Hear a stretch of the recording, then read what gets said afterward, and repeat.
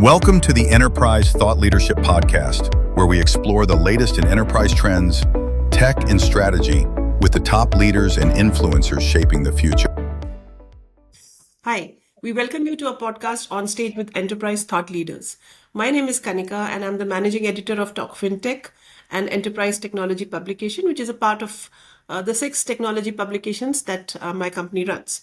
We have engaging conversations with global thought leaders and industry experts, and they reach over the 1.3 million business leaders audience base that we have worldwide. As the world braces for continued global instability, many industry leaders believe this is a pivotal moment to support clients and strengthen business relationships. Today, we speak with Dan Zimmermann. He's a CTO of Trevipay to explore how to build what he calls experience loyalty using not only EQ but also technology. Welcome to the show, Dan. It's great to have you here with us today. Thanks for having me. Yeah, it's a pleasure. Now, a little bit about Dan first. As I said, he's a Chief Product and Technology Officer at Trevipay. At Trevipay, Dan is responsible for strategy, innovation, and engineering for the company's software product lines. He has over 20 years of experience leading technology products and software engineering teams concentrated in the card and payment processing industry. He spent time in senior roles at TSYS, Western Union, and served as Vice President of Technology at Nordstrom Bank as well. Over his career, Dan has led the launch of multiple SaaS applications, multiple successful agile transformations, and won 2 CIO 100 awards. Dan holds a Bachelor of Computer Information Systems degree from Strayer University and an MBA from the University of Colorado. Dan has been with Trevipay since 2015. That's about 10 years now. Is there anything I missed? Would you like to add something to this, Dan? That covers it. I guess I would talk a little bit about the last 10 years at Trevipay, just, the transformation that we've gone through and the transformation in the industry in B2B, in FinTech specifically. And I think we're going to get into some of that here about the importance of loyalty in B2B. Right.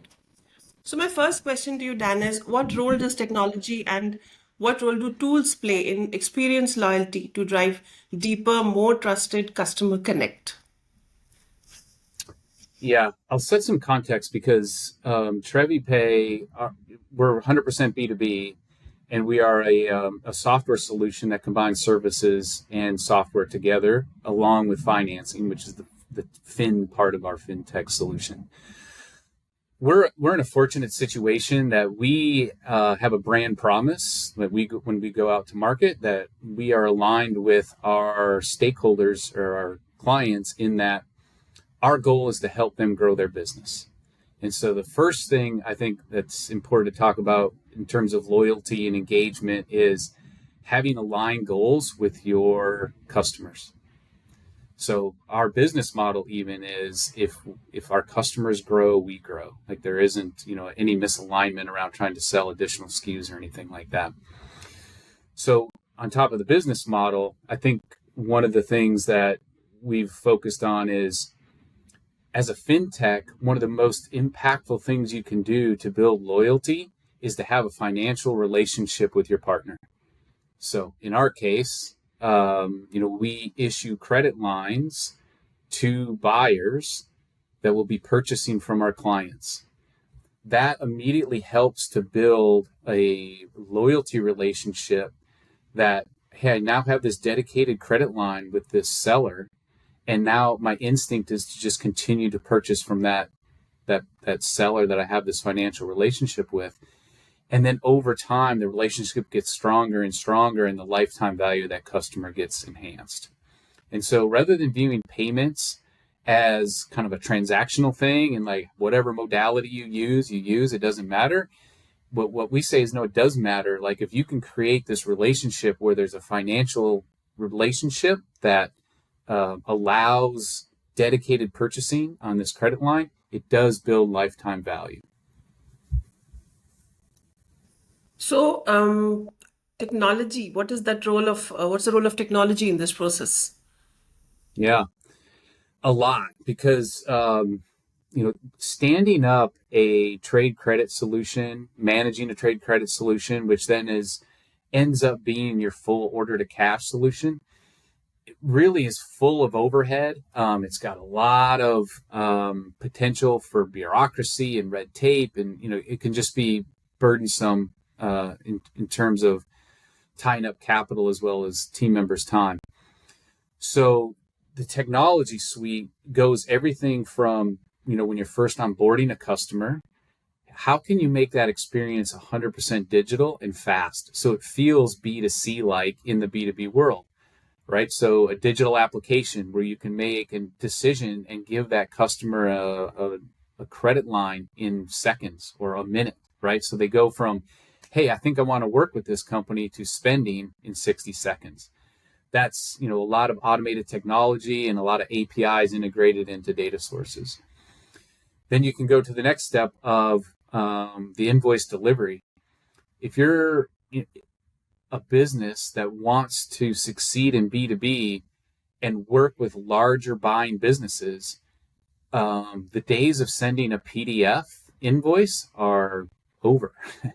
These larger businesses, they want you to send that invoice directly into their AP system or into their purchasing portal so that it's a no-touch, invoice on their side. So there's more technology and integrations via API. And if you're a smaller mid-sized seller, those things are expensive and hard to put together. And so often you're going to need to use, a third-party partner to help build some of those things. The technology stack continues to also become more important deeper into the cycle when you now are receiving the payment. So a lot of people that are only familiar with B2C think, well, you send out a bill and you get a payment back. Well, in B2B, it doesn't quite work that way, right? Because there's multiple purchases happening every single hour, potentially. And sometimes discounts are taken, or sometimes they pay us, multiple invoices with a single payment. Well, your system needs to automatically align those remits and those payments back to that invoice. Otherwise, you're spending a lot of hours trying to connect those dots, and you end up with frustration on both sides. So then you end up with OCR technology, you end up with machine learning technology and AI in helping match payments to invoices. So you would say that digital transformation has enabled a whole lot of a better customer connect because, there are so many more ways now that you can reach out and stay connected with your customer, right? Yeah, 100%. Yeah. But beyond technology, what do you think is the single biggest impact factor for ensuring and keeping customer loyalty intact? Yeah. I alluded to it at the top, which is having aligned goals. But another, I'll go one step deeper, which is another thing that we've been focused on at Trevipay is enhancing this loyalty aspect within the platform on top of just the natural loyalty that comes from a net terms program. And I'll explain what I mean by that. One way to align goals with a buyer-seller relationship is rebates or incentive-based targets that you can create with your buyer. So our platform, unlike most, order to cash platforms that are just really focused on the, back office facilitation, will proactively identify relationships where you could incent new buyers with spend targets and then offer some rebate that then encourages them to spend more frequently with you. It's a win-win scenario because the buyer is going to buy those products from somewhere. And if there's an incentive to buy them from you and get this rebate, right, you're building that loyalty and you're building a trustful relationship as well that, hey, if I deepen my relationship with this seller, there's a reward for me in the end. Right. So the human factor, or as we mentioned earlier, the EQ factor. Yes. Yeah. So I think another place where the EQ factor is going to play a major role is under the current geopolitical climate.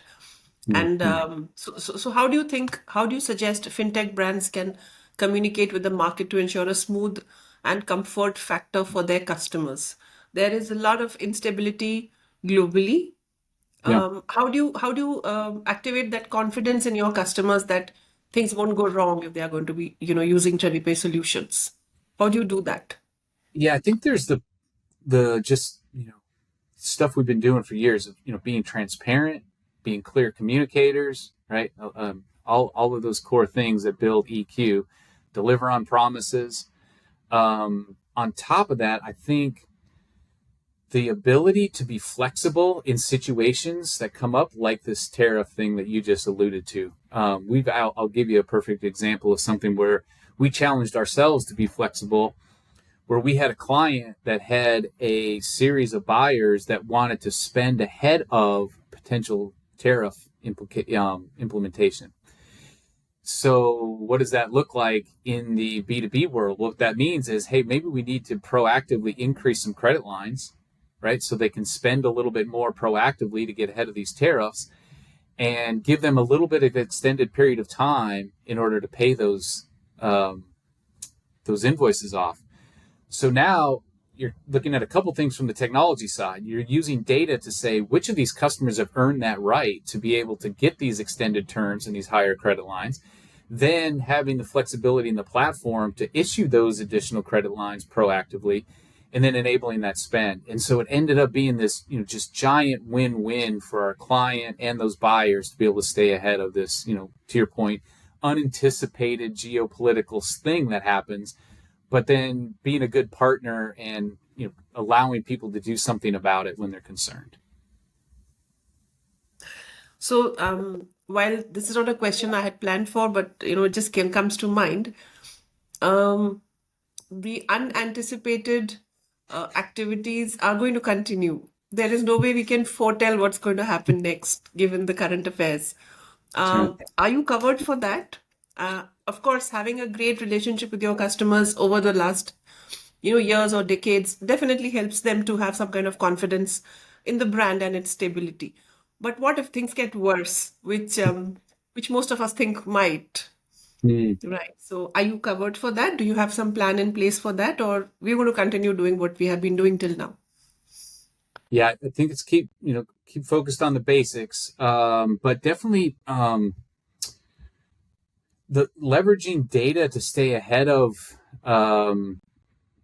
decisions, using data to help make decisions, I think is a critical piece here, because as I just alluded to a minute ago, sometimes you are going to be put in a situation due to these unexpected scenarios where you have to do things outside the norm.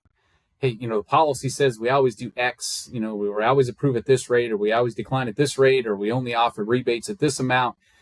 But using data to be able to tell you, hey, in this scenario, we probably have a pretty low risk of being able to go outside of our parameters. And then that, right, you're building more loyalty with your customer base because you're demonstrating this flexibility. So, and after that, what tools do you see fintechs adopting over the next year or so under the current circumstances? Sure.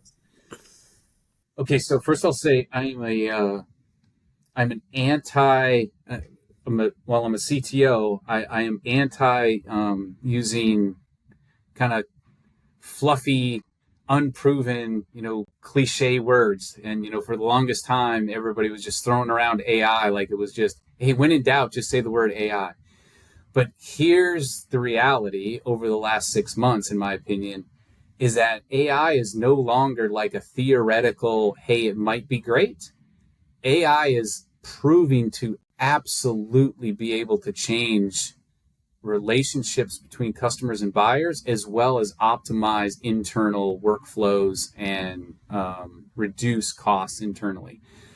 So to me, AI has gone past the theoretical, kind of default answer to how do you actually execute with meaningful solutions. And that's one of the things that we've been talking about at Trevipay, and we've implemented a full AI strategy that's not just based on let's invest in something AI, as long as it's called AI, let's just go do it. Instead, go one level deeper and identify specific use cases where you can bring your customers value that you couldn't otherwise do so without the use of AI. And then also internally, you can increase productivity, you can increase knowledge. So, I'll give you one of the examples that we're working on right now is for years, organizations, including ours, we've had a knowledge base, but that knowledge base was always kind of siloed in certain tools. AI allows you to, augment an LLM with your own knowledge using RAG or additional, tools in the AI realm, where now you have this organizational knowledge base that's all of the organization's knowledge. And now you can imagine a customer service agent has the capability to be on the call with a customer and answer as if they're a product manager, because they proactively have access to every piece of data in the organization, and it's proactively identifying it and putting it in front of them. It's super powerful. So I think that partly answers my next question as well. If you were to craft a single practical strategy to ensure your customers are loyal, what technology would find place in it? AI for sure. Anything else that you can think of? Yeah, AI for sure. I think so. We used to just say AI, and then as I think we've all matured over the last 12 months, it's what types of AI for what types of situations. You're going to have certain situations where it's actually a machine learning problem. It's not generative AI. But then you're going to have also some solutions like in the call center or in the legal department where Gen AI is the tool. But then now, you see all the conversation and use cases that are actually going to market and into production that are agentic AI, where AI is going from just a knowledge base or answering questions for an agent to actually becoming an agent themselves. I'll give you a specific example. Trevipay, we build software. We have over 200 people in our product and engineering team. All of our engineers have a cursor license now. Allows our engineers to just code so much faster. The next evolution of that is actually agentic coding, where you've got a series of bots helping engineers build out solutions, not just type ahead or accepting tab accepting code that is being suggested. It's like this next level of AI influencing back into the organization. Right. So agentic AI basically is what you're talking about. I think I missed one thing somewhere, and we need to connect it with the introduction that we started off with. What is the role of the emotional quotient, the EQ in all of these things? Obviously, technology by itself will not be enough. You can generate data, you can have agentic AI helping you, you can have machine learning solutions which take up massive amounts of computing calculations, computing outreach, whatever. Do you use emotional quotient? Yeah. How should I put this? Outreach or emotional quotient or emotionally connecting outreach, if I may say so? Yeah, we definitely do from multiple angles. So first of all, I think just talking about EQ and emotional intelligence in general, right? There's just an awful lot of proven research now of how valuable that is to just have in every single team member in your organization. Reduces politics. It improves relationships, between customers and your organization. Because what's happening is you're viewing the world from a win-win perspective. You're viewing the world from, hey, how do I make sure that when I deliver this message or that I'm trying to solve this problem, I'm not only looking at it from my perspective of what I want to gain, but from the perspective of how does my customer win as well. So hiring for EQ and then making EQ, emotional intelligence, part of your culture and talking about it, especially with your team members who interface with clients. So account managers, salespeople, customer service folks, making that a aspect of their normal training and expectations and part of your organizational values. Then not only are your relationships based on EQ, but even your technology solutions tend to lend themselves to solving problems the right way because you started asking the questions in your product team from this emotionally intelligent perspective. Yeah. So that is a very interesting aspect to be coming from a chief technology officer, if I may say so. But thank you for that insight. So I think Yeah. these were the questions I had for you. If there is something else you'd like to share about how Trevipay does outreach brilliantly, managing to keep loyal customers over years, there's some secret sauce you want to share with us, that would be great. Well, I think we've covered a lot of the secret sauce. It is about great people and emotional intelligence, and looking for the win-win, and then also staying on the forefront of technology, like we talked about from an AI Yeah. perspective. So, the key thing, I guess, that we focus on now as we head to the second half of the year is what are meaningful projects that you can take from theory all the way to production when it comes to these agentic bots and just creating a better experience for all customers. I think that's a place every single organization needs to be investing time. That is so true. So we come to the end of the discussion. Dan, super grateful for the time that you made for us today. Thank you so much for being with us. Please do follow us on social media for regular updates and new content.